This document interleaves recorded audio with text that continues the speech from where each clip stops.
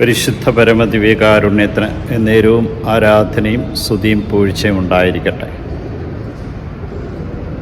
അനന്ത കാരുണ്യത്തിന് ഉറവിടമായ കർത്താവേ, ഈ പ്രഭാതത്തിൽ ഞാൻ അങ്ങേ ആരാധിച്ച് സൂചിച്ച് മാത്രപ്രതി അങ്ങേക്ക് നന്ദി പറയുന്നു. അങ്ങ് ഇന്നുവരെ നൽകിയ എല്ലാ കൃപകളെയും ഓർത്ത് അങ്ങയുടെ പദ്ധതികളെല്ലാം ഞങ്ങൾക്ക് ഓരോ നിമിഷവും മനസ്സിലാക്കി തരുന്നതിനെ ഓർത്ത് നന്ദി പറഞ്ഞുകൊണ്ട് ഞാൻ അങ്ങയെ സ്തുതിച്ച് ആരാധിച്ച് മാത്രപ്രതി അങ്ങേക്ക് നന്ദി പറയുന്നു.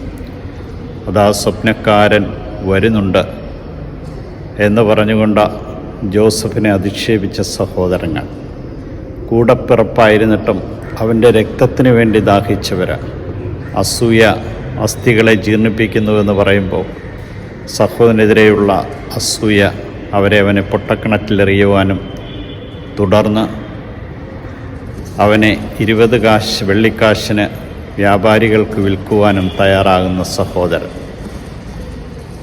അപ്പനോട് അവൻ്റെ രക്തം പറ്റിയ ഉടുപ്പ് ആണെന്ന് പറഞ്ഞുകൊണ്ട് ഇനി കാത്തിരിക്കേണ്ട ആവശ്യമില്ലെന്ന് പറഞ്ഞ സഹോദരന്മാരെയാണ് കാണുക. ഈ സഹോദരന്മാർ അവൻ്റെ ജീവനെടുക്കാൻ ആഗ്രഹിച്ചുവെങ്കിലും അവർക്ക് ജീവൻ കൊടുക്കുവാൻ തക്കവിധം ജോസഫ് അത്രത്തോളം വളർന്നവനായി ദൈവത്തിനു മുമ്പിൽ കാണുന്നു. അവൻ സഹോദരങ്ങളോട് പറയുന്നുണ്ട്, നിങ്ങൾ എനിക്ക് തിന്മ ചെയ്തു, എന്നാൽ ദൈവം അതെനിക്ക് നന്മയാക്കി മാറ്റി. നിങ്ങളുടെ ജീവൻ പോലും സംരക്ഷിക്കുവാൻ ഇവിടെ എന്നെ എത്തിക്കുന്നതിന് വേണ്ടിയാണ് നിങ്ങളെക്കൊണ്ട് ഇതെല്ലാം ചെയ്യിച്ചത്. കാരുണ്യവാനായ കർത്താവേ, ഇന്നത്തെ വചനത്തിലൂടെ ഞങ്ങളെ ഓരോരുത്തരെയും വിശുദ്ധ ജോസഫ് ഫലദായകമായൊരു വൃക്ഷമാണെന്ന് ഓർമ്മിപ്പിച്ചുവല്ലോ.